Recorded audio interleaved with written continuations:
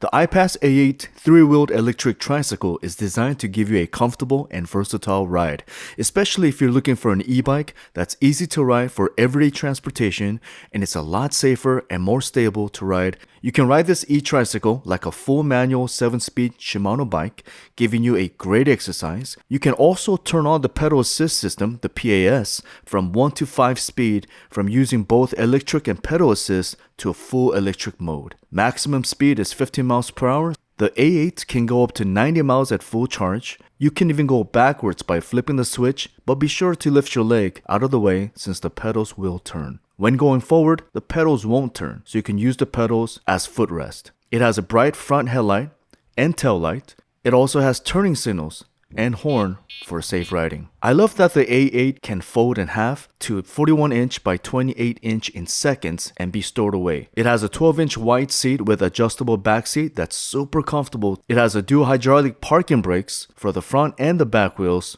To securely park, the Aipas A8 is definitely one of the most affordable and high-quality electric tricycle you can get. Use my discount code MYOUNG at iPassBike.com. Once you open the box, everything you need to get the e-bike ready to ride should be right there. You'll find the pre-assembled e-bike, the front and rear fenders, the basket, battery, charger, pedals, and a small toolkit. Let's start by getting the front end ready. Lift up the front wheel and remove the protective cover. Just pull it straight off. Now grab the handlebars and remove the protective sleeve. Line the handlebars up with a stem and slide them into position. Once everything is lined up, unfold the frame. Inside the small toolbox, you'll find tools you need for assembly. Grab the M6 wrench and use it to tighten the handlebars. Once they're secure, close and latch the folding lever. Before installing the front wheel, remove the rubber plug from the front fork. You also want to remove the screws from the front wheel. Now place the front wheel into the fork and hook the safety latch into position. Put the screws back in and tighten them down. Take a quick look at the wheel before fully tightening everything. Grab the 15mm wrench and tighten the wheel nut.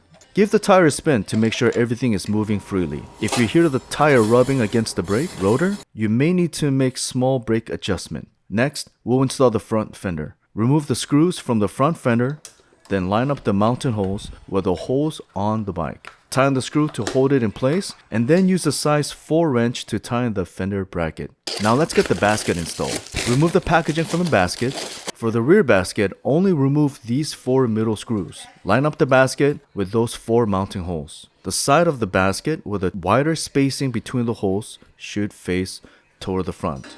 Once you have it positioned correctly, line up the holes, insert the screws, and tighten everything securely. Next up is the rear fender.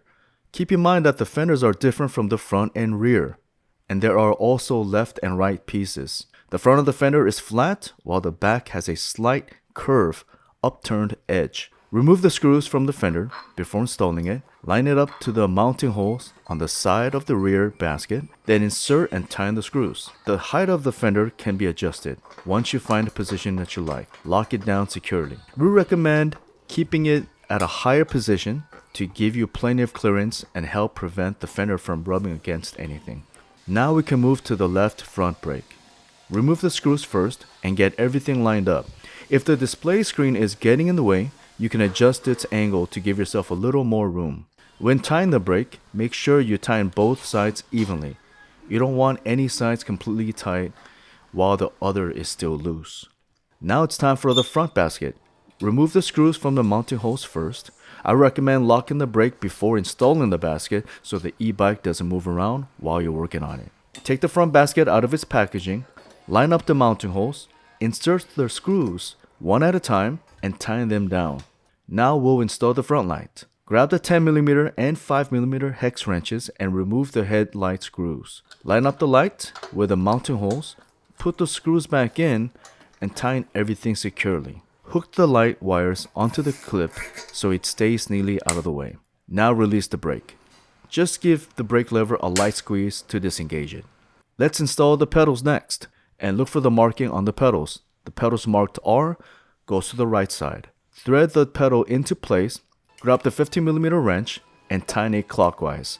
Make sure it's tightened all the way with a wrench. Do the same for the left pedal. Adjust the seat height to whatever feels comfortable for you, then tighten the seat clamp. Make sure the clamp is firmly locked so the seat doesn't move while you're riding. Be sure to pump your tires. Once you've checked everything, the battery is on, the controls are working, and everything is tightened down, you're ready to go. Use discount code MYOUNG at iPassBike.com.